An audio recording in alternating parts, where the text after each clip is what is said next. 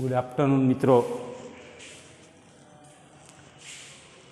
આપણે એસપીમાં પહેલા વિભાગમાં પહેલું પ્રકરણ આપણે માહિતી સંચારની પ્રક્રિયા એ પૂરું કર્યા પછી એવો જ એક તમારે બીજો વિભાગ આવે છે જે સેક્રેટરીયલ પ્રેક્ટિસ તરીકે ઓળખાય છે. એ બીજા વિભાગમાં આપણે પ્રથમ પ્રકરણની શરૂઆત કરવા એ જઈ રહ્યા છીએ. પ્રથમ પ્રકરણ એ માનવીના વિકાસ અને બૌદ્ધિક શક્તિ અને એની જરૂરિયાતોને ધ્યાનમાં રાખી અને અહીંયા સેક્રેટરીની ચર્ચા આપણે કરવાની છે. તો આપણે પ્રથમ પ્રકરણની શરૂઆત કરીએ. સેક્રેટરીનો અર્થ અને તેના પ્રકારો એવું આપણું પ્રકરણ છે. પ્રથમ પ્રકરણની શરૂઆત કરીએ તો શરૂઆત એની ઇન્ટ્રોડક્શનથી હોય છે, એટલે કે એની પ્રસ્તાવનાથી એની શરૂઆત હોય છે. કોઈ પણ વિષય હોય છે એ વિષયની પ્રસ્તાવના હોય છે. એ પ્રસ્તાવના જોયા પછી આગળનું કામ ચાલુ થાય. મોટાભાગનું પ્રકરણ આપણે એની પ્રસ્તાવનામાં સમજાઈ જતું હોય છે. તો જોઈએ એના ઇન્ટ્રોડક્શન શું કહે, તો ઇન્ટ્રોડક્શનમાં સમગ્ર વિશ્વમાં માનવી સૌથી બુદ્ધિશાળી પ્રાણી છે એ આપણે જોઈએ છીએ. કારણ કે વિચાર અને બૌદ્ધિક એ મનુષ્ય સિવાય બીજા કોઈમાં નથી. પ્રાણીની જાતિ છે પણ એને વિચાર શક્તિ કે બૌદ્ધિક શક્તિ એને નથી આપી. તો અહીંયા સમગ્ર વિશ્વમાં માનવી સૌથી બુદ્ધિશાળી પ્રાણી છે. તેણે પોતાનો હંમેશા વિકાસ જ સાધ્યો છે. કારણ કે એને કઈ જરૂરિયાત છે એ જરૂરિયાતોનું જ માત્ર ધ્યાન રાખ્યું છે. એટલે માનવીએ એનો વિકાસ જ કર્યો છે પ્રાચીન સમયથી લઈ અને આપણે જો એની શરૂઆતથી લઈ અને અંત સુધી તો આપણે જોઈએ તો દરેક યુગમાં માનવી જે છે કંઈક ને કંઈક નવું એ શીખતો આવ્યો છે. આજે આધુનિક માનવી છે, વિજ્ઞાનની શોધખોળ ચાલી રહી છે, એની બુદ્ધિ અને વિચાર શક્તિથી એ શક્ય બન્યું છે. આ વિકાસ ગાથામાં માનવીની હંમેશા વધુને વધુ કામ કરતો થયો. આ વિકાસ ગાથામાં શું બન્યું તો કે માનવી વધુને વધુ એ કામ કરતો થયો. એક સમય એવો આવ્યો કે જ્યારે તે બધું જ કામ જાતે ન કરી શક્યો. એક સમય એવો આવ્યો કે બધું કામ એ પોતે જાતે નથી કરી શકતો માનવી. એટલે શું કર્યું તો કે તારે એવા સહાયકની જરૂરિયાતો ઊભી થઈ. માનવીએ વિકાસ કર્યો, એને વિકાસ ગાથામાં સમયે એ વધુને વધુ હંમેશા કામ કરતો ગયો. પણ એક સમય એવું આવ્યું કે એની એક સહાયકતાની જરૂર પડી અને તેના વતી કાર્ય કરી શકે એવા માનવીની વિકાસ ગાથા સાથે જ કે સહાયક શું કરી શકતે તો કે એ સહાયક માણસ એના વતી કામ કરી શકે. એટલા માટે માનવીની વિકાસ ગાથાની સાથે જ વાણિજ્યની શરૂઆત થઈ એમ આપણે કહી શકીએ. જેમ માણસનો વિકાસ થતો ગયો એ માણસની વિકાસ ગાથાની સાથે જ આ દુનિયામાં વાણિજ્યની શરૂઆત થઈ. આ વિકાસ મંદ હતો. પ્રાચીન સમયથી જોતા આવીએ તો આપણે વિકાસ નથી થયો, વિકાસ મંદ હતો. પરંતુ ઔદ્યોગિક ક્રાંતિ થઈ. એ ઔદ્યોગિક ક્રાંતિએ આમાં ઝડપ વધારી દીધી. ઔદ્યોગિક ક્રાંતિ થઈ, ઇંગ્લેન્ડમાં ઔદ્યોગિક ક્રાંતિ થઈ, એણે વિકાસ ગાથામાં એની ઝડપ વધારી દીધી અને વિવિધ પ્રકારની શોધખોળ અને આધુનિક વાણિજ્યનો પાયો નખાણો. વિવિધ પ્રકારની શોધખોળ થતી ગઈ અને વિવિધ પ્રકારની શોધખોળની સાથે સાથે આધુનિક વિકાસ ગાથાનો પાયો નખાણો અથવા તો આધુનિક વાણિજ્ય વેપારનો પાયો નખાણો એમ આપણે અહીં જોઈ શકીએ છીએ. કારણ કે માનવી પોતાની બુદ્ધિથી કંઈક ને કંઈક નવું સંશોધન એ અહીંયા કરતો આવ્યો ને. એ સંશોધન કેવું હતું તો કે મનુષ્યને જરૂરિયાતને ધ્યાનમાં રાખીને હતું. એટલે વાણિજ્યની શરૂઆત થઈ. વાણિજ્યની શરૂઆત સાથે સાથે ઔદ્યોગિક ક્રાંતિ થઈ અને ઔદ્યોગિક ક્રાંતિની શોધખોળે આધુનિક વાણિજ્યનો પાયો નાખી દીધો. અત્યારે જે કંઈ સમય છે એ આપણે આધુનિક વાણિજ્યનો સમય છે. એ સમયને આધીન આપણે મનુષ્ય જે છે એ પોતાની કાર્યપ્રણાલી જે છે એ દિવસે ને દિવસે એ વિસ્તારતો જાય છે.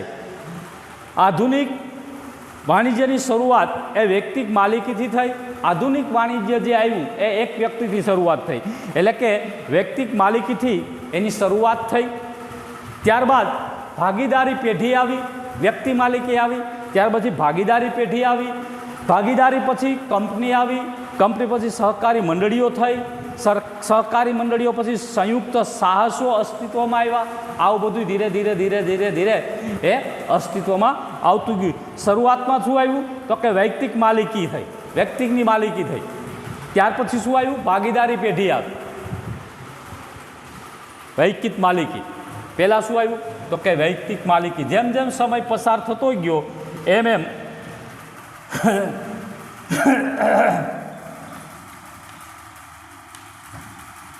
વૈયક્તિક માલિકીની પેઢીની શરૂઆત થઈ. ત્યાર પછી ધીરે ધીરે ભાગીદારી આવી.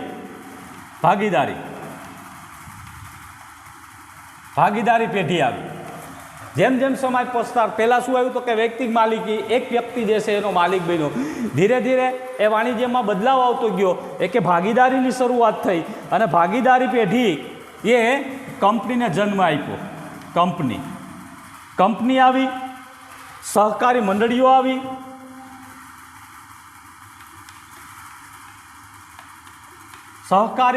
આવી, ત્યાર પછી સંયુક્ત સાહસ આવ્યું.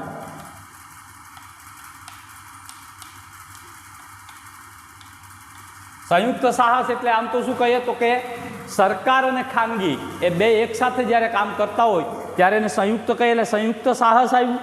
સાહસ અસ્તિત્વમાં આવ્યા. એટલા બધા અસ્તિત્વમાં આવ્યા. ધીરે ધીરે જેમ જેમ સમય પસાર થતો ગયો, શોધખોળ થતી ગઈ અને આવી પેઢીઓ જે છે અસ્તિત્વમાં આવવા લાગી. વાણિજ્ય વ્યવસ્થાના સ્વરૂપમાં એકની મર્યાદા બીજા સ્વરૂપમાં ઉદ્ભવવાનું કારણ બન્યું. એકની મર્યાદા બની અને બીજાના સ્વરૂપમાં ઉદ્ભવવાનું કારણ બન્યું. જેમ જેમ સમય પસાર થતો ગયો એમ એકનો ઉદ્ભવ થયો, એ ઉદ્ભવ બીજાનું કારણ બનતું ગયું. એકની મર્યાદા એ બીજાના ઉદ્ભવનું કારણ બન્યું. સમયાંતરે યુદ્ધને કારણે રાજકીય ક્ષેત્રોમાં ફેરફાર થયા. જેમ જેમ સમય પસાર થતો ગયો એમ યુદ્ધ થતા ગયા. જેમ યુદ્ધ થતા ગયા એમ રાજકીય ક્ષેત્રોમાં નવા ફેરફાર થતા ગયા. જુદી જુદી વિચારધારાઓ અસ્તિત્વમાં આવવા લાગી. ધીરે ધીરે કારણ કે દેશ છે એ દેશમાં અલગ અલગ વિચારધારાઓ અને વિચારધારાઓ પણ બદલાવા માંડી. અવનવી શોધને કારણે નવી શોધો આવી. વિચારધારા બદલાણી એટલે નવી શોધ થઈ. અને આપણે કહીએ કે ભાઈ વિશ્વયુદ્ધ ખેડાના, વિશ્વયુદ્ધ પછી જે કંઈ દુનિયાના દેશોએ વિકાસની ગાથા પકડી, એ વિકાસની ગાથામાં નવા જે છે એ શોધો થતા ગયા. આદાન પ્રદાન ખૂબ ઝડપી બન્યું. એટલે આપવાનું લેવાનું આદાન પ્રદાન, એકબીજા દેશે એકબીજા ઉપર આધાર રાખતા થઈ ગયા. આદાન પ્રદાન ખૂબ ઝડપી બન્યું. પરિણામે વાણિજ્યના સ્વરૂપમાં પ્રતિદિન ફેરફારો એ થતા રહ્યા. વાણિજ્યના સ્વરૂપમાં નવા ફેરફારો, દિન પ્રતિદિન નવા ફેરફારો એ થતા રહ્યા. આજે વિરાટકાય બહુરાષ્ટ્રીય કંપનીઓનો વિસ્તરી. આજે વિરાટકાય બહુરાષ્ટ્રીય કંપનીઓ, દાખલા તરીકે રિલાયન્સને, આ બધી વિરાટકાય બહુરાષ્ટ્રીય કંપનીઓ તરીકે આપણે એને ઓળખી શકીએ. ઘણા બધા દેશોમાં જે કંપની કામ કરતી હોય એને બહુરાષ્ટ્રીય કંપનીઓ તરીકે આપણે ઓળખી શકીએ. જેણે પોતાનું આગવું સ્થાન પ્રસ્થાપિત કર્યું. કોર્પોરેટર સંસ્થાઓ પ્રત્યક્ષ અને પરોક્ષ રીતે માનવ જીવન સાથે સંકળાયેલ છે. કોર્પોરેટર સંસ્થા પ્રત્યક્ષ કે પરોક્ષ રીતે એ માનવ જીવન સાથે સંકળાયેલી છે. આપણે જોઈએ છીએ આપણા ઘરમાં અમુક વસ્તુ આવતી હોય તો આપણે જોઈએ છીએ કે કોણે બનાવી. દાખલા તરીકે ટૂથપેસ્ટ વાપરતા હોઈએ આપણે, ત્યાર પછી ચિપ્સ ખાતા હોઈએ, તો આ કોઈ પણ મોબાઈલ આપણે વાપરતા હોઈએ તો તે કોઈને કોઈ કંપનીની પ્રોડક્ટ જ હશે એમ આપણે કહી શકીએ. અથવા તો એ આપણે માની જ લઈએ કે ભાઈ આ જે કંઈ આવ્યું એ કોઈને કોઈ કંપનીની પ્રોડક્ટ છે. અહીંયા ટૂથપેસ્ટનું ઉદાહરણ આપ્યું, ચિપ્સ ખાતા હોય એનું ઉદાહરણ આપ્યું, ત્યાર પછી મોબાઈલનું ઉદાહરણ આવ્યું. આ બધું આપણે જોઈએ.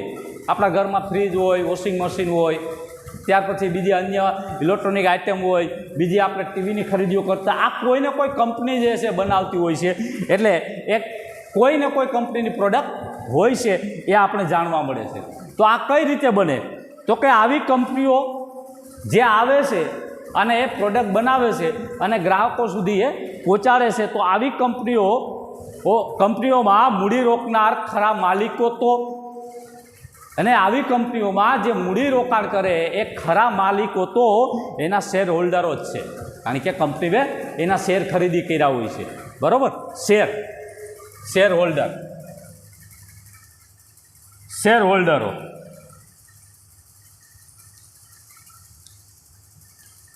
બરાબર? શેર કોને કહીએ? તો કે કંપની જ્યારે અસ્તિત્વમાં આવી હોય ત્યારે તેની પાસે લઘુત્તમ મૂડી હોય છે. એ મૂડીના એ નાના ટુકડા કરી અને સમગ્ર સમાજને એના ગ્રાહકો બનાવે તો એને આપણે શેર હોલ્ડરો તરીકે આપણે ઓળખી શકીએ. એ ખરા માલિકો છે. કંપની જે સ્થપાણી હોય એના ખરા માલિકો જે છે એના શેર હોલ્ડરો જ છે. કારણ શા માટે?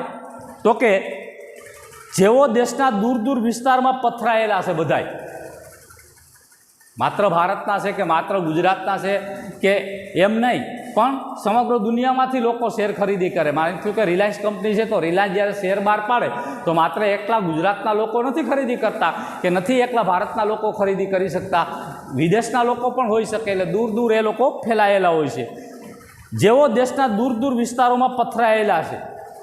હવે એ તો કંઈ અહીંયા કંપનીનો વહીવટ કરવા નહીં આવે, ભલે એ એના સ્થાપકો છે, એના માલિકો છે. અહીંયા આપણે કીધું એમ કે આ જે કંઈ કંપની છે એ કંપની જે મૂડીરોકાણ કરનાર વ્યક્તિઓ છે એ ખરેખર એના શેર હોલ્ડરો છે, જે એના માલિક છે. પછી તો દૂર દૂર છે, ગુજરાતમાંથી છે, મહારાષ્ટ્રમાંથી છે, મધ્યપ્રદેશમાંથી છે, બિહારમાંથી છે, 29 રાજ્યમાંથી કોઈ પણ વ્યક્તિઓ હોઈ શકે છે, અથવા તો વિદેશના લોકો પણ હોય છે. એટલે દૂર દૂર વિસ્તારમાં પથરાયેલા છે, જેથી તેનું સંચાલન શેર હોલ્ડરો ન કરી શકે. એટલે એ કંપનીનું જે સંચાલન કરવાનું છે, હે ને, સંચાલન, એ આ સંચાલન જે કરવાનું છે એ આ ન કરી શકે. એટલે શેર હોલ્ડરો જે છે એનું સંચાલન જે છે એ ન કરી શકે. એટલા માટે કંપનીએ સંચાલન મંડળ, કંપનીનું સંચાલન એ સંચાલન મંડળ જે કરે છે, પરંતુ રોજનું સંચાલન કરવા એને સેક્રેટરીની નિમણૂક કરવી પડે, જે આપણે અહીંયા આવ્યો છે એનો અર્થ સેક્રેટરી. અને રોજનું સંચાલન જે છે એ ન કરી શકે, એટલે એને એક વ્યક્તિની જરૂર પડી છે, અને એ વ્યક્તિ એટલે સેક્રેટરી. અને એ વ્યક્તિની જરૂર પડી છે, અને વ્યક્તિ એટલે સેક્રેટરી. હવે સેક્રેટરી નિમણૂક કરવામાં આવે છે. આમ કંપની કરારો કરે છે. કંપની શું કરશે? કરારો કરે છે અને દસ્તાવેજનું ઘડતર કરશે. એ સેક્રેટરી શું કામ કરવાનું હોય છે? તો કે કંપનીના કરારો કરવાનું હોય છે અને દસ્તાવેજોનું ઘડતર કરવાનું હોય છે. મહત્ત્વનો નિર્ણય લેવાનો છે, પરંતુ કંપની જીવિત વ્યક્તિ નથી. અને કંપની શું છે? એ જીવિત વ્યક્તિ નથી. કંપની એ મૃત છે, બરાબર. મહત્ત્વનો નિર્ણય લે છે, પરંતુ કંપની જીવિત વ્યક્તિ નથી. તેઓ કાયદાએ કૃત્રિમ અસ્તિત્વનું સ્વરૂપ આપેલું છે કંપનીને, હે ને. કંપની શું કહે? તો કે કંપની જીવિત વ્યક્તિ નથી. કંપની જીવિત વ્યક્તિ નથી. તો શું છે? વ્યક્તિ નથી તો કેમ એને બોલાવવામાં આવે? તો કે એને કાયદાએ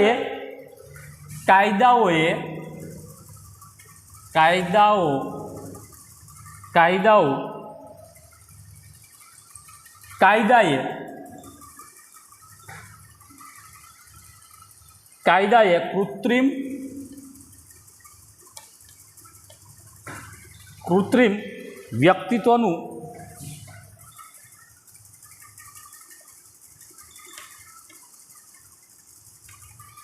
સ્વરૂપ આપેલું છે. સ્વરૂપ, હે ને. કાયદાએ કૃત્રિમ વ્યક્તિનું સ્વરૂપ આપ્યું એને.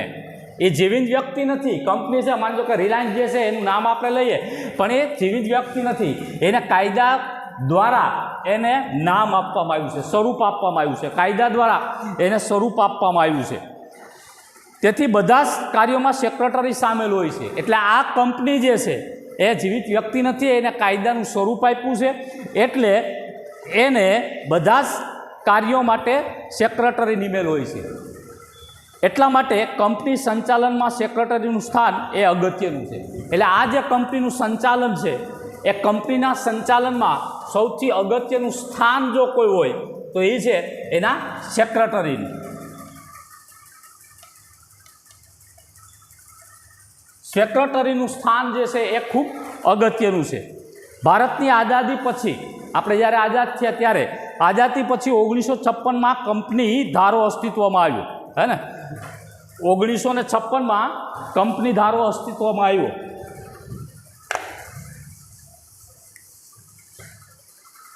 1956માં કંપની ધારો અસ્તિત્વમાં આવ્યો. કંપની ધારો અસ્તિત્વમાં આવ્યો.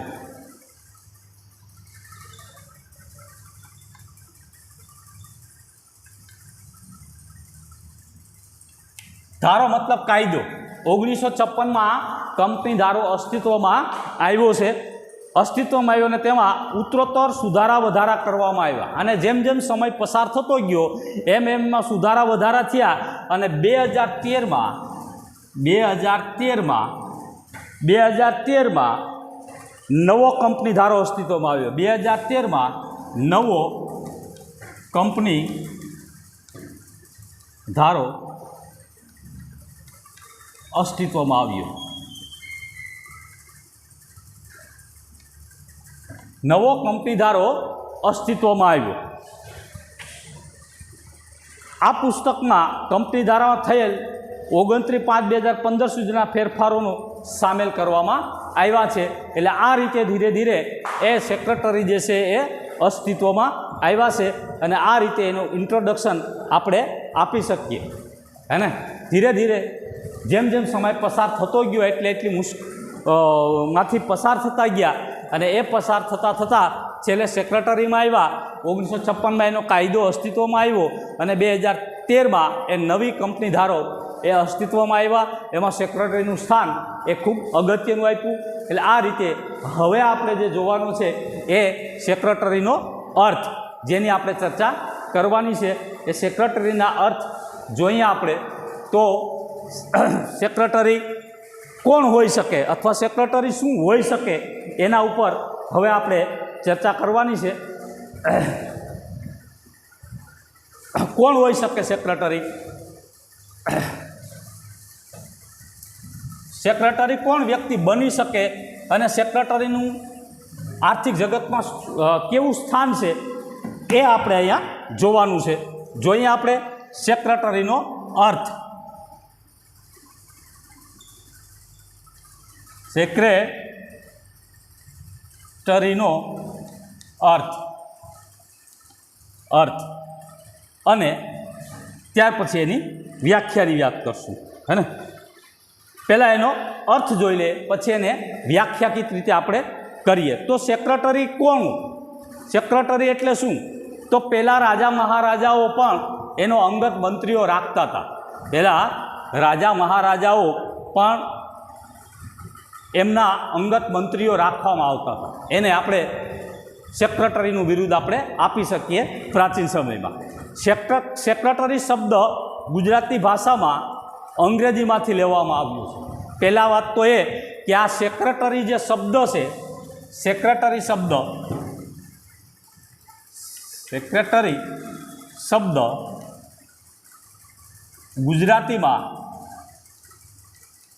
ગુજરાતીમાં અંગ્રેજીમાંથી લેવામાં આવ્યો હે ને. અંગ્રેજીમાંથી લેવામાં આવ્યું. સેક્રેટરી શબ્દ ગુજરાતીમાં અંગ્રેજીમાંથી લેવામાં આવ્યો એટલે આપણે ગુજરાતીમાં બોલીએ સેક્રેટરી. સામાન્ય રીતે આપણે સેક્રેટરીને બદલે મંત્રી શબ્દનો ઉપયોગ કરીએ હે ને. સેક્રેટરીને બદલે આપણે શું કહી શકીએ? મંત્રી. તો પહેલાંના રાજાઓ જે છે એ મંત્રી રાખતા હતા હે ને. મંત્રી તરીકે આપણે એને ઓળખી શકીએ છીએ.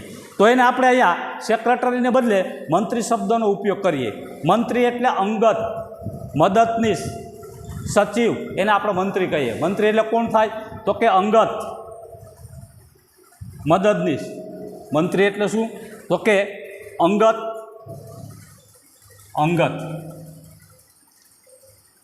બીજું શું થાય? તો કે મદદનીશ.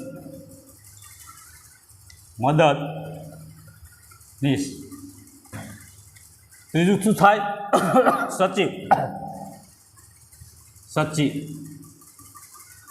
સચિવ. સેક્રેટરી આવા ગુજરાતી શબ્દોમાં આપણે પ્રચલિત છે. જૂના સમયમાં એટલે કે પહેલાંના સમયમાં મેં હમણાં વાત કરી કે જેને રાજાઓ મંત્રીઓ રાખતા હતા. તો જૂના સમયમાં રાજા મહારાજાઓ શ્રેષ્ઠીઓ, રાજા મહારાજા અને શ્રેષ્ઠી એટલે કે મોટા વેપારીઓ આવા મંત્રીઓ રાખતા હતા. જો આવા અંગત, મદદનીશ, સચિવ, દશરથ રાજાના મંત્રી સુમંત હતા, હે ને? દશરથ રાજા, રામાયણમાં રાજા દશરથ, એના મંત્રી કોણ હતા? તો કે સુમંત હતા. ધૃતરાષ્ટ્રના મંત્રી વિદુર હતા. મહાભારતમાં ધૃતરાષ્ટ્ર, એના મંત્રી કોણ હતા? તો કે વિદુર હતા. જોજો, બરાબર યાદ રાખજો. મોગલ સામ્રાજ્યના મંત્રી વજીર કહેવાય છે. મોગલ સામ્રાજ્યના મંત્રીને વજીર કહેવામાં આવે છે. બિરબલ, અબુલ ફજલ વગેરે જાણીતા છે આ બધા મંત્રીઓ એ જમાનામાં. રોમન સામ્રાજ્યના રાજાઓ વતી લખાણ કરતા સ્ક્રિબા ઓ હતા. પરીક્ષામાં પૂછાશે સ્ક્રિબા, બરાબર યાદ રાખજો. રોમન સામ્રાજ્યના રાજાઓ વતી લખાણ કરનારને સ્ક્રિબા તરીકે આપણે ઓળખી શકીએ છીએ. જોજો બરાબર. ફરીથી અહીંયા પાછો લખું છું. રોમન રાજા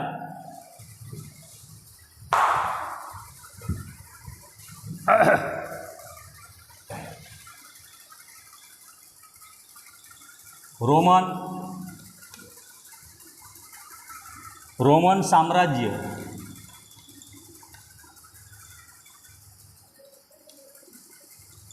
સામ્રાજ્યમાં રાજાઓ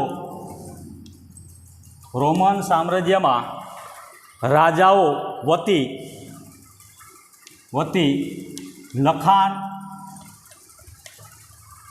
લખાણ કરનાર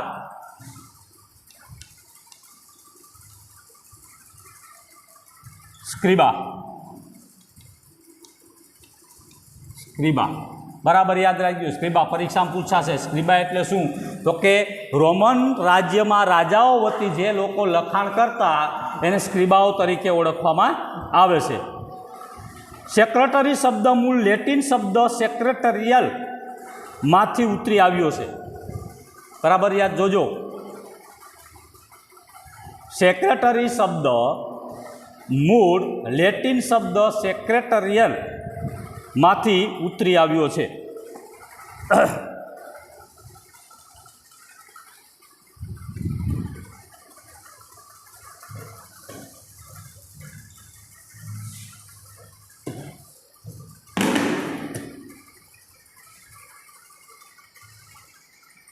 સેક્રેટરી શબ્દ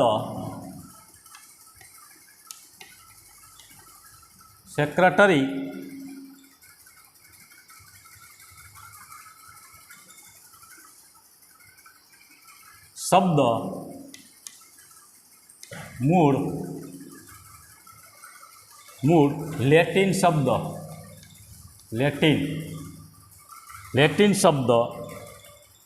બરાબર યાદ રાખજો. સેક્રેટરિયલ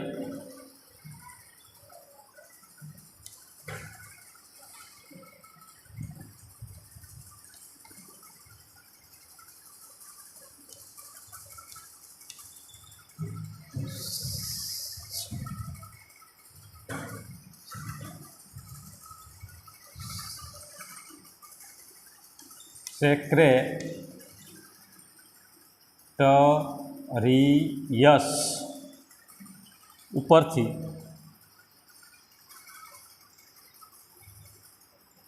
માંથી ઉતરી આવ્યો.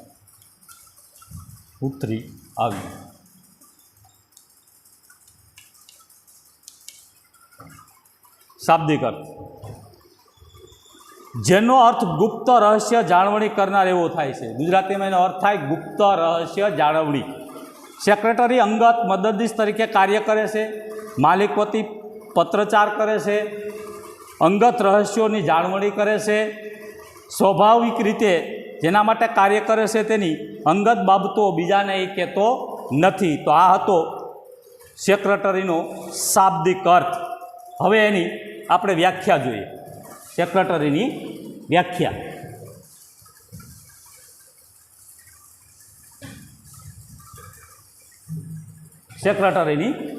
જોઈએ.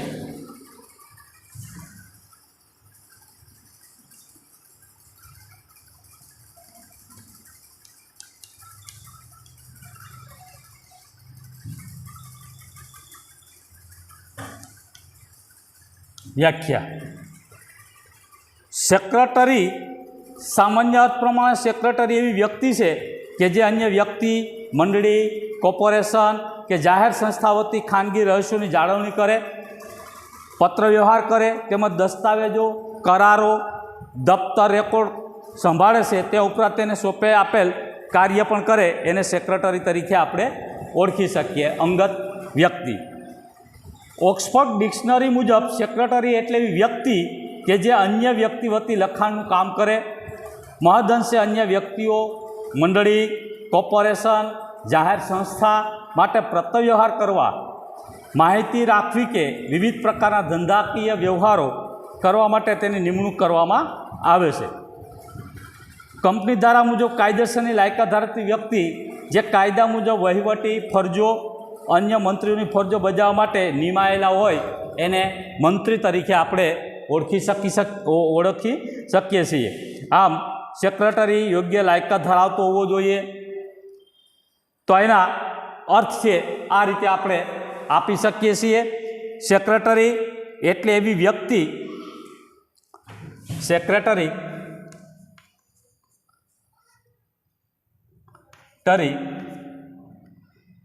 એટલે એવી વ્યક્તિ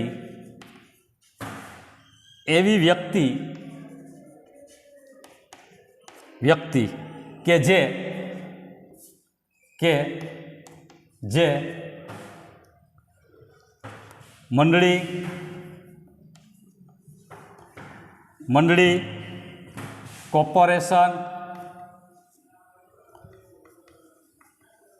કોર્પોરેશન કે જાહેર સંસ્થા વતી ખાનગી રહસ્યોની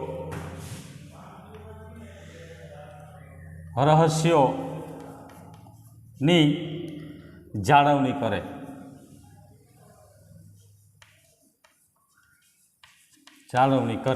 આને કહેવાય સેક્રેટરી. શાબ્દિક અર્થમાં આને આપણે સેક્રેટરી આપણે કહી શકીએ. તો આ હતું સેક્રેટરી અને સેક્રેટરીનો અર્થ, સેક્રેટરીની વ્યાખ્યા. હવે આપણે જોઈએ સેક્રેટરીના લક્ષણો. હવે ત્યાર પછી આપણે સેક્રેટરીના લક્ષણો ઉપર ચર્ચા કરીએ. તો લક્ષણોમાં શું કે જોઈએ આપણે, તો સેક્રેટરી કેવો હોવો જોઈએ? લક્ષણો.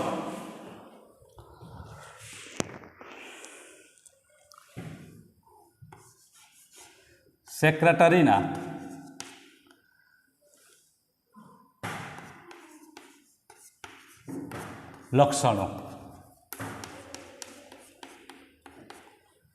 લક્ષણોમાં શું છે?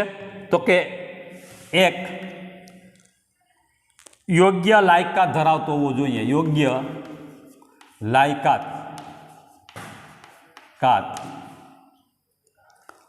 ધરાવતો હોવો જોઈએ.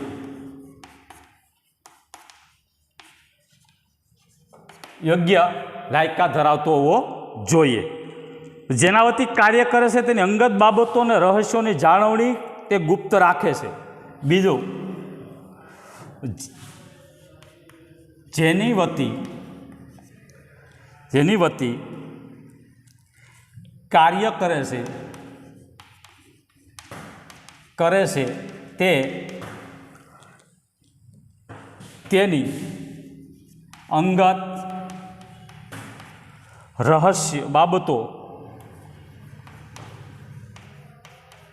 અને રહસ્યો જાણે.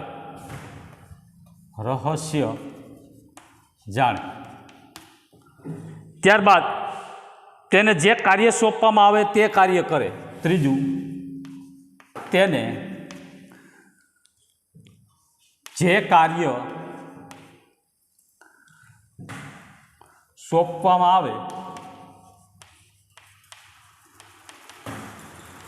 આવે તે કરે. હે ને? આ એના લક્ષણો. પહેલું તો શું? યોગ્ય લાયકાત હોવો જોઈએ, કે જે એને ભણવામાં આવતું હોય તે એને સીએ કરેલો હોવો જોઈએ.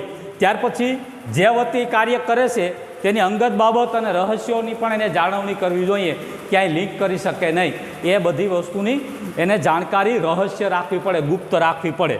અને તેને જે કાર્ય સોંપવામાં આવે એ જ કરવાનું, એનાથી વધારે એ કરી શકે નહીં. કારણ કે મંત્રી છે, એનાથી વધારે કાર્ય થાય નહીં. તેની પોતાની કોઈ સત્તા હોતી નથી. અને ચોથું એમ કે તેની પોતાની કોઈ સત્તા હોતી નથી. હે ને, એને કોઈ સત્તા આપવામાં નથી આવતી. એને તો જે સંચાલક મંડળ કહે એમ એને કરવાનું હોય છે.